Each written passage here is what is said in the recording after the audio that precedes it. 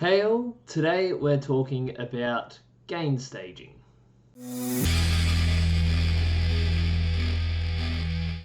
Hey, welcome to the video.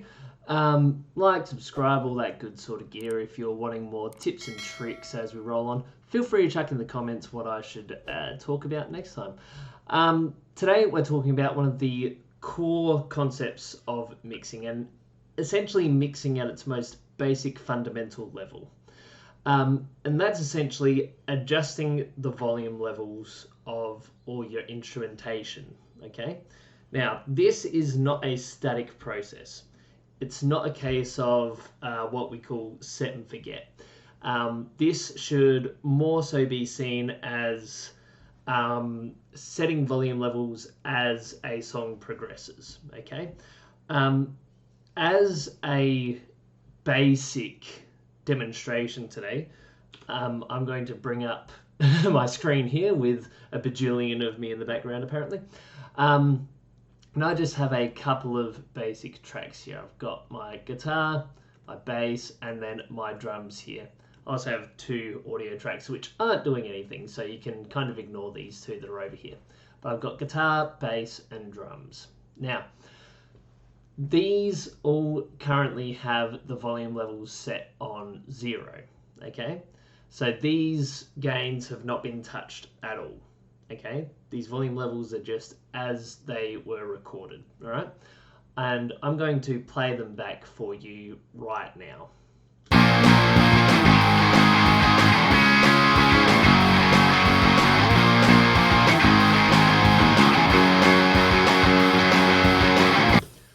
Now, because this is just a basic track recording that I threw together for this, it's just that riff that goes over a couple of times. Now, normally I would dive in and play around with a bit of EQ, a bit of compression to try and flesh out the sound a little bit more. But I'm not going to do that today, okay? What I'm going to simply do is play around with the volume levels and show you a little bit of how I go about setting my gain stages, okay? And how I go about adjusting the volume. So to start off with, I'm actually going to completely turn down my guitar and my bass, all right? And I'm going to bring my drums up to a reasonable volume. Now, this can be a bit of a dangerous thing, all right? Because you want to try and set your listening volume, so your external hardware and whatever else, you want to make sure that that's at just a standard listening volume, okay? Because you don't want to be going, oh, I just want more drums, and then turn it absolutely flat chat and be like, oh yeah, that sounds good, because it could be clipping and all sorts, all right? So general rule of thumb, when you're initially setting your gain stage, you don't want to set anything above 0, all right? You don't want to set anything above 0 dB here, all right? If you're feeling like pushing it up a bit further, just turn your volume of what you're listening to up, all right? On your hardware, turn your actual volume control up for your headphones or your speakers or what have you, okay? Reason being is that you can always adjust everything as a group later, okay? You need to make sure that your master isn't clipping in that stage, at that stage. So I'm going to start playing this back now, and I'm just going to have the drums.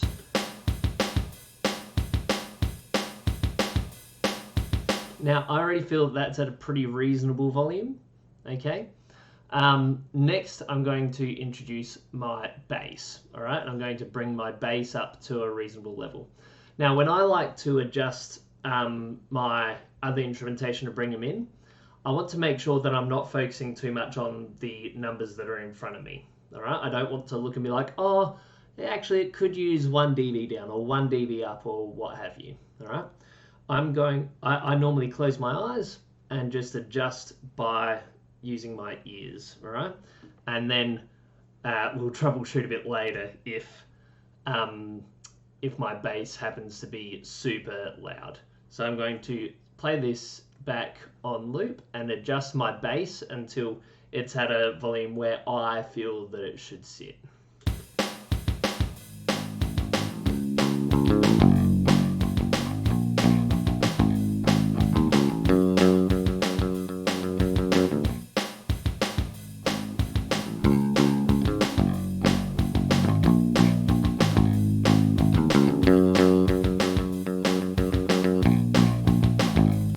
that sounds pretty good to me. Where are we sitting?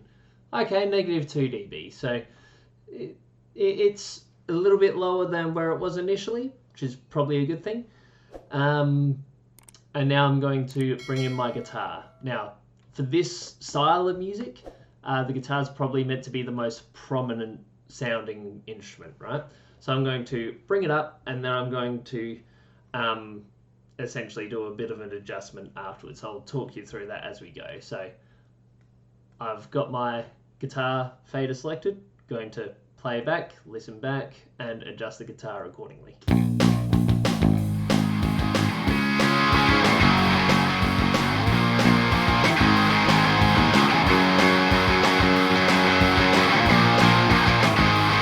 Okay, so something that I'm noticing now, my bass is now too prominent. I've brought my guitar up to where I would say it's at about, it's honestly probably a bit too loud to be at a comfortable level. So I want to bring my bass down overall now.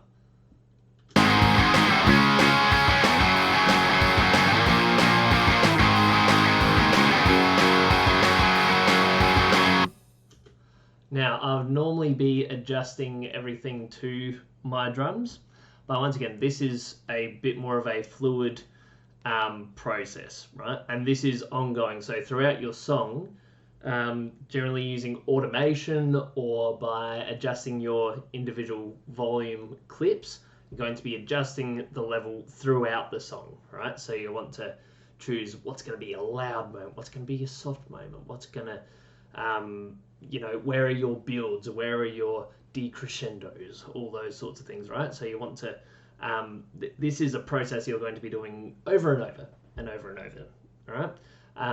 As a basic starter, this is just adjusting your volume level overall. So now I've got my guitar and my bass reasonably balanced. I think I want to readjust my drums again. So I'm going to bring my drums all the way down, play back, and adjust that.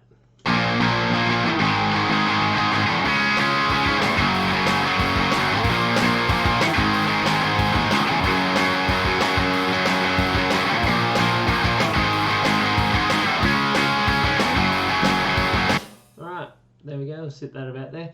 Oh, now I've brought my drums up to plus 0.2. So okay, you know what, 0.2 of a dB, I'm more than comfy. I can just sit that at 0. Now let's just...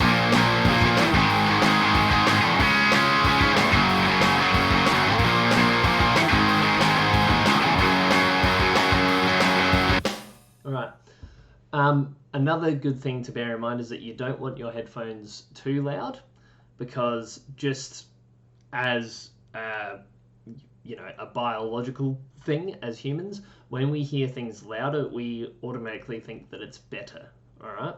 And that's not necessarily true. You can trick your ears very easily into thinking that something sounds better just by turning it up. Whereas that's not always the case. You might end up with some actual gain staging issues that you might not be aware of. So I recommend turning your headphones down at this point and listen back to it at a quieter volume and see if it still sounds balanced.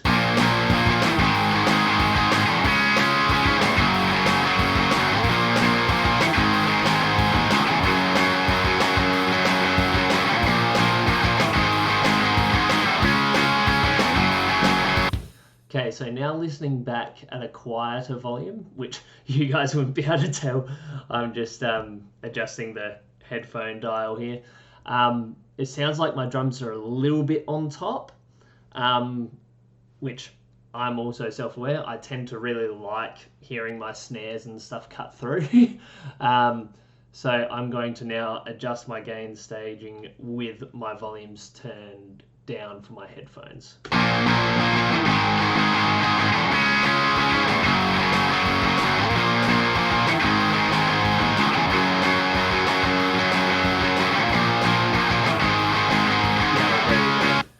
So as an adjustment there, I've just adjusted that to negative 6 dB, lower than what it was. Now if I turn it up, it'll probably sound a lot clearer mix.